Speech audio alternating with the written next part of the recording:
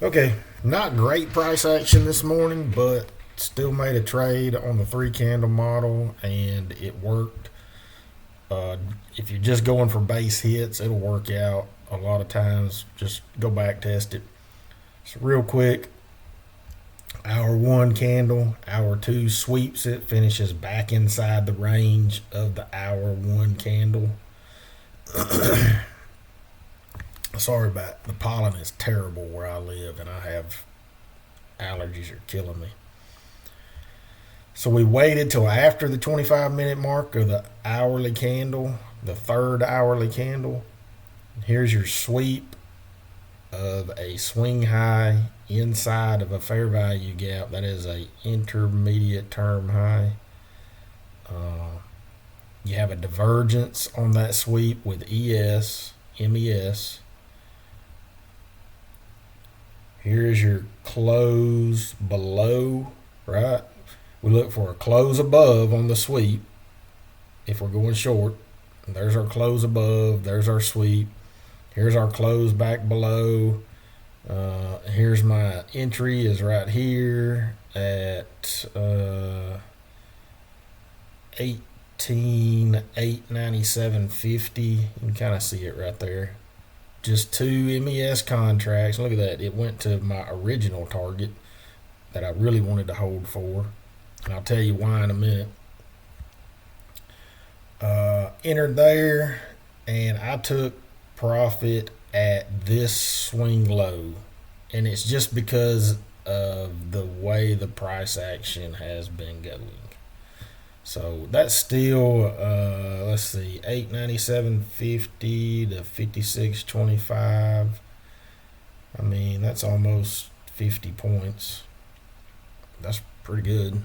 50 points is pretty good. So when you look at the hourly chart, it could have went either direction, right? So you could have had hourly candle 1, 2, and then looking for a long, but there was a lot of news in this candle right here, and it swept the high and the low and closed inside the range. So it's kind of not, it's not a great setup. It's not easy to see, but what you have to do is go look at ES and YM, MES and YM, and see what they're doing. They were taking that low of the day. YM took it early, and then ES also took it. So once both of them took the low of the day, and they didn't really just completely reject and come back out of that, I thought, well, MNQ is probably going to follow suit. It's just the stronger of the three, and it's taking it the most amount of time to do it. So I basically went on that assumption that since ES and YM had taken low of day, that MES or MNQ would also take low of day. So all of the entry criteria that I went over in my last video, all of those are here, right? Candle 2 sweeps candle 1, finishes back inside the range, yes. Is there a high formed inside a fair value gap within the third candle? Yes. Does that high get swept? Yes. Is there a divergence with MES or YM? Yes. Do we close above when we do have the sweep? Do we close above? Yes. Do we close back down below the 21 EMA? Yes. All of those are yes. So there's our entry. That's the model. We hold to whatever you want. You could have held through here, and you would have had to hold through this candle right here that came all the way back up to almost your entry, but not quite.